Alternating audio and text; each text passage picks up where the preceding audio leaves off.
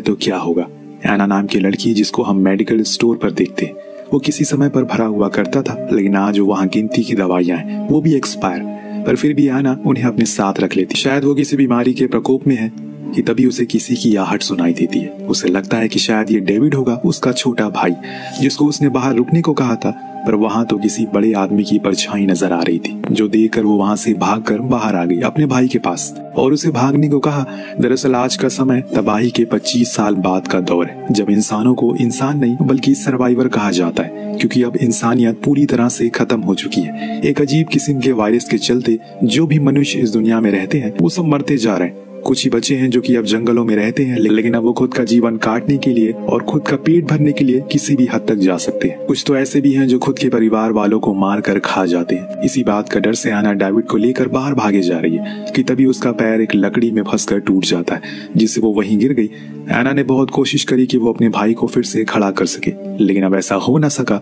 इसीलिए उसने अपनी बहन से कहा कि वो चला जाए, क्योंकि अगर उसे कुछ हो गया तो सब कुछ खत्म हो जाएगा। हालांकि एना ऐसा तो नहीं करना चाहती, वो क्या कोई बहन खुद के भाई को ऐसे हालातों में छोड़कर नहीं जाना चाहेगी, लेकिन उन हालातों के आगे उसने भी अपने घुटने टेक दिए। उसके जाने के बाद हम देखते हैं कि डेविड के पास एक नकाबपोश शख्स आता है, जिसने किसी पुराने जमाने के लोगों जैसे कपड़े पहने हुए थे। उसके हाथ में एक धारदार हथियार था, जिसके साथ ये सीन यहीं कट होता है और हम पहुंचते हैं एना पर, जो कि अपने घर पहुंच गई है, जो जंगल के काफी अंदर है। वहाँ उसकी माँ बीमार हालत में बेड पर है, उन्हीं के लिए वो दवाइयाँ लेने गई थी। पर वो डेविड के बारे में पूछती है तो एना कहती है कि वो शाम तक लौट आएगा, अभी खाने की तलाश में कहीं बाहर गया। इस बीच वहाँ एना को एक ग्रीटिंग कार्ड मिलता है, जो कि कैलिफोर्निया बीच का था। तब उसकी माँ कहती है कि मुझे लगता है कि तुम्हारी बीच पर जाने की ख्वाहिश जरूर पूरी होगी। जो सुन एना ने कहा कि ये सब बातें काल्पनिक है, बेकार की उम्मीद रखकर क्या फायदा, अब दुनिया में कुछ नहीं बचा। पर उसकी माँ उसकी इस बात से राजी नहीं थी। उनका कहना था कि एक उम्मीद ही तो है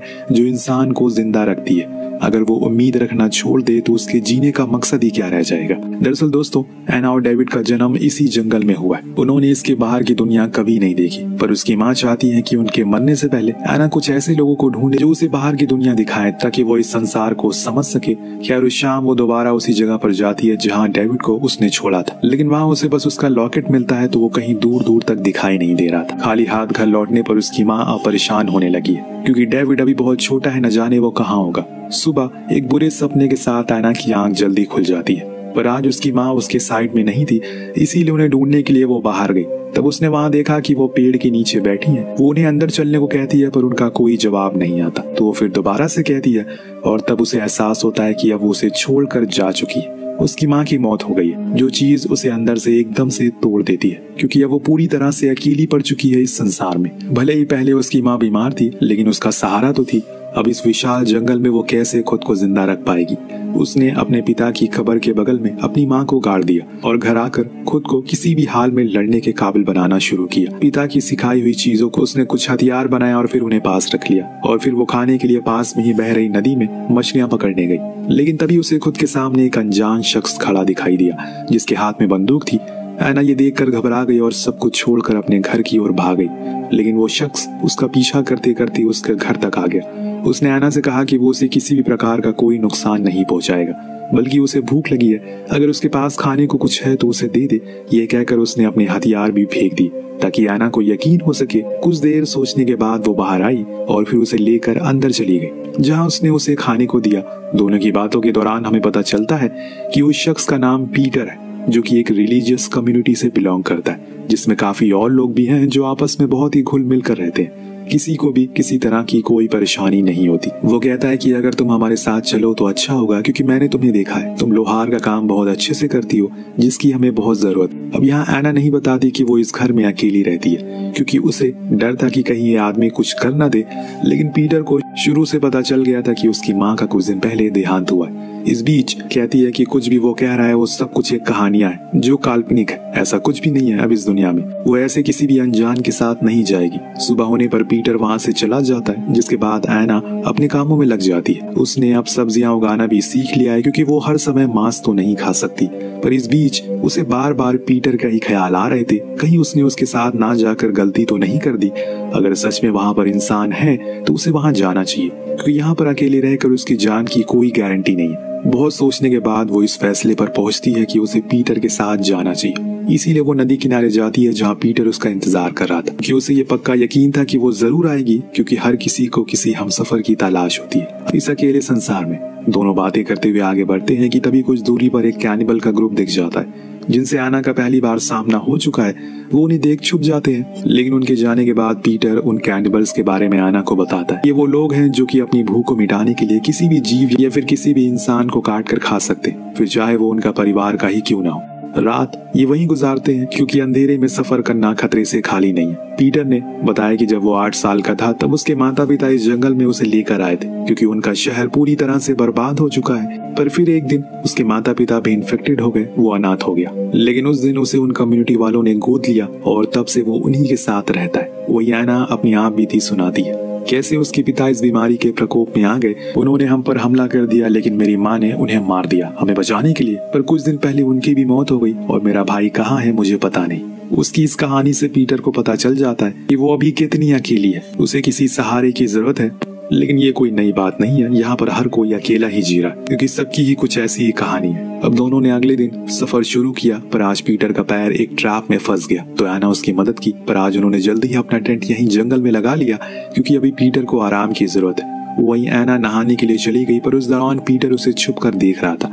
जब वो लौट कर आती है तो वो उसे बताता है कि वो देखो वहाँ पर एक बूढ़ा आदमी का कैंप है, तो एना वहाँ चलने को बोलती है। लेकिन पीटर ये कहकर मना कर देता है कि वो शायद किसी प्रकार का जाल होगा। पर एना की माँ ने उसे हमेशा ये सिखाया है कि हमेशा दूसरों की मदद करनी चाहिए, इसीलिए वो उसे आवाज लगा देती है, जो सुन वो बूढ़ा आदमी उसके पास आ गया। लेकिन तभी एक आदमी झाड़ियों के पीछे से बंदूक लेकर निकला, जो कि उसी बूढ़े आदमी का बेटा था। यहाँ पीटर का शक सही था, ये उनके लिए एक ट्रैप था, जिसमें अब ये दोनों ही फंस चुके हैं। इस बीच वो बूढ़ा आदमी पीटर को बताता है कि मैं पहले तुम्हारी ही कम्युनिटी में था, पर उसका लीडर जैक बहुत ही घटिया किस्म का इंसान है, इसीलिए मैंने उसे छोड़ दिया। मैं तुम्हें भी छोड़ रहा हूँ, लेकिन ये लड़की हमें दे दो। पर पीटर इसे साफ मना कर देता है, तो उसका बेटा उसे धमकाता है। पर सही मौका देकर बड़ी ही चालाकी से पीटर उसे मारकर गिरा देता है। और वहीं वो बूढ़े आदमी को तो मारने में ज्यादा दिक्कत नहीं होती, लेकिन इसके बाद उसने आना को बहुत सुना है, क्योंकि अगर आज इनके साथ और भी लोग होते तो न जाने वो तुम्हारा क्या हाल करते। हर शरीफ दिखने वाला आदमी अच्छा नहीं होता, ये बात अपने दिमाग में डालो। पीटर का ऐसा रूप उसने पहली बार देखा था, जिसके चलते वो बहुत ज्यादा डर गई। लेकिन रात में पीटर उसको सुबह के बर्ताव के लिए माफी मांगता है।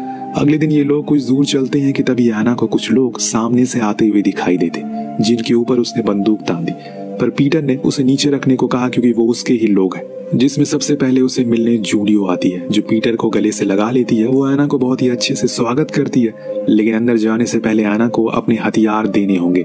ये आखिरी घड़ी थी जब आना को अपने फैसले को एक और बारी सोचना होगा, क्योंकि इसके बाद उसके पास खुद की रक्षा के लिए कुछ नहीं है। पर वो अपने फैसले पर कायम है। इस बीच वहाँ जैक आता है, जो कि जूडियो का पार्टनर है। वो एना को देखकर कहता है कि कल ही हमने एक कैनिबल को पकड़ा है, जो बस एक ही धुन गाया जा रहा है, ना ही कुछ बोल रहा है ना ही कुछ बता रहा है। सभी उसे देखने जाते हैं। तब एना जब उसकी आवाज सुनती है तो उसे एहसास हो जाता है कि ये तो वही है जिसने उसे मेडिकल पर पकड़ा था। शायद उसके भाई को इसी ने मारा हो, लेकिन इस बारे में वो किसी को कुछ नहीं कहती। इसके बाद पीटर उसे रहने के लिए कमरा देता है। बाहर आने पर उसकी मुलाकात बेन से होती है, जिसे वो कहता है कि हमें उस कैनिबल को छोड़ देना चाहिए, क्योंकि अगर उस ग्रुप को पता लग गया इस बारे में तो वो हमारे घरों पर हमला करेंगे और तब हम हार जाएंगे, क्योंकि हमारे पास ना ही इतने लोग हैं ना ही हथियार है। जो सुन बेन कहता है कि तुम बस खुद की हिफाजत करो, बाकी हम लोग देख लेंगे। इस दौरान वहाँ सभी लोगों के बीच वोटिंग होती है कि उस कैनिबल को क्या सजा दी जाए। सभी ने उसके लिए मौत मांगी सिवाय पीटर के। खैर इस दौरान हम एना को भी देखते हैं, वहाँ की बॉर्डर वॉल को चेक कर रही थी, क्या यहाँ से सच में भागा जा सकता है या फिर नहीं। पर उसे ऐसा करते हुए एक शख्स देख लेता है, जो शायद इस चीज का गलत मतलब समझ लेता है। रात होने पर एना के पास जूडियो आकर उस दिन के बारे में पूछती है जब पीटर ने 2 लोगों को मारा था, तो असल वजह क्या थी। तो एना उन्हें पूरी कहानी बताती है कि उसमें उसकी गलती थी, उसने उन्हें आवाज लगाई जिसके कारण ये सब हुआ। जो सुन जूडियो का बर्ताव एकदम से ही बदल जाता है। वो उसके करीब आकर कहती है कि पीटर में सबसे पहला मेरा हक है, इसीलिए उसके पास आने की कोशिश मत करना। जो सुन एना थोड़ा अजीब महसूस करती है। खैर उसी रात जैक पीटर से कहता है कि हमें एना का शुक्रिया करना होगा, जो कि हर उस शख्स के साथ होता है जो यहाँ पर आता है। एना भी इस चीज के लिए मान जाती है और फिर अगले दिन सभी उसे पास के एक लेक में पीटर के साथ भेजती है, जहाँ उसे डुबकी लगाने को कहा जाता है। पर इन सब के बाद पीटर उसे सभी के सामने किस कर लेता है, जो चीज उसे बहुत ही अजीब लगती है कि उसने ऐसा क्यों किया। दूसरे दिन उस कैदी को सभी के सामने लाकर मौत की सजा सुनाई जाती है। इस बीच वो शख्स एना को पहचान लेता है और बार बार उसकी ओर देखता रहता है। वहीं आना भी उसकी ओर देखे जा रही थी। उसने तो बस उसे अपने भाई के बारे में पता लगाना था, जिस चीज के लिए वो उसके पास जाकर बात करती है। तो वो उसे सौदा करता है, पहले उसे आजाद करना होगा, फिर वो उसे उसके भाई के पास लेकर जाएगा। लेकिन ऐना ऐसा नहीं कर सकती। उसे उस कैदी से बात करते हुए जैक देख लेता है, तो ऐना उसे झूठ कहती है कि वो कह रहा था कि हम सब मारे जाएंगे। जो सुन जैक उसके चेहरे पर हाथ फेर कर कहता है कि उसकी चिंता मत करो, तुम बस यहाँ पर सभी के साथ घुल मिल कर रहो, क्योंकि यहाँ हम सब चीजें शेयर करते हैं। उसके ये शब्द सुन ऐना समझ गई कि उस रात जूलियो ने उसे ऐसा क्यों कहा कि पीटर से दूर रहो। उसका किसी प्रकार का रिश्ता है पीटर के साथ। सेम वही चीज जैक भी करना चाहता है, लेकिन वो ऐसा होने नहीं देगी। इसीलिए वो जल्दी से जाकर अपने सामानों को पैक करने लगती है, क्योंकि अब उसे यहाँ पर नहीं रहना। लेकिन तभी वहां पर पीटर आ गया, जिसने अपना असली रूप दिखाना शुरू किया। और उसी समय वहां बेन आ गया, जिसे देख वो रुक गया। उसने पीटर को बताया कि कैनिबल का ग्रुप को पता लग गया है कि उसके आदमी को हमने यहाँ पर कैद किया है, और इसीलिए लड़ाई की तैयारी शुरू कर दो। लेकिन पीटर उसे कहता है कि हम ये गलती कर रहे हैं, हम सभी मारे जाएंगे, हमें उस आदमी को ले जाकर उनके लोगों के पास छोड़ देना चाहिए। अब यहाँ बहुत सोचने के बाद बेन इस नतीजे के लिए तैयार होता है। फिर वो लोग उसे ले जाकर जंगल की ओर निकल जाते हैं। इनके साथ ऐना भी थी, पर उसके हाथ बंधे हुए थे। इस दौरान बेन उसे बातें करता और खुद को उसके सामने अच्छा इंसान दर्शाने की कोशिश करता, ताकि वो उसे पसंद करने लगे। लेकिन ऐना को अब किसी पर भी भरोसा नहीं है। तभी अचानक इन पर कैनिबल हमला कर देते, जिनकी तादाद सच में बहुत ज्यादा थी। इस वजह से वो ऐना को भी पकड़ लेता है, पर जब वो अपना चेहरा दिखाता है तो वो खुद हैरान हो जाती है उसे देखकर। दरअसल वो कैनिबल कोई और नहीं बल्कि डेविड था, उसका छोटा भाई, जो अपनी बहन को आज इतने समय बाद देखकर हैरान था और खुश भी।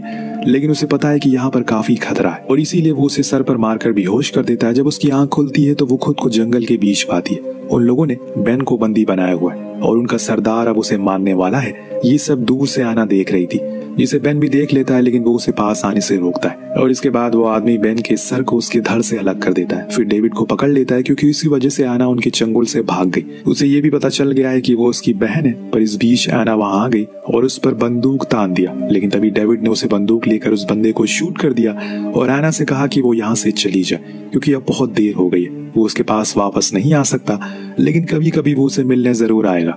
ऐना चली गई। इस बीच में उसे पीटर भी मिला, जो अपने कस्बे को जलते हुए देख रहा था। सब कुछ तबाह हो गया। इतनी हंसी खुशी से वो लोग रह रहे थे। जब से ऐना ने उनकी जिंदगी में कदम रखा, उसकी वो नरक बन गई है। ये सब बोलकर वो उसके साथ जबरदस्ती करने लगा, पर तभी ऐना के हाथ से गलती से ट्रिगर दब गया और पीटर मारा गया। पर ऐना वहां से उसी कम्युनिटी में वापस आ गई, जहां उसने देखा कैनिबल ने जैक को सूली पर चढ़ा दिया, पर जूलियो जिंदा है। उसने अपनी गलती का एहसास हो चुका है। वो ऐना को उसके साथ रहने को कहती है, पर ऐना को अब किसी पर भरोसा नहीं है, खासकर ऐसे लोगों पर तो बिल्कुल भी नहीं जो गिरगिट है। ये जिंदगी उसे अब अकेली जीनी है, जिसकी शुरुआत वो समुंदर देखकर करना चाहती है। लेकिन जूलियो का कहना था कि अब दुनिया खत्म हो गई, अच्छे इंसान नहीं है, उम्मीद छोड़ दो। तो ऐना का कहना था कि इंसानों को उम्मीद कभी नहीं छोड़नी चाहिए, क्योंकि उसी उम्मीद से तो वो अपनी जिंदगी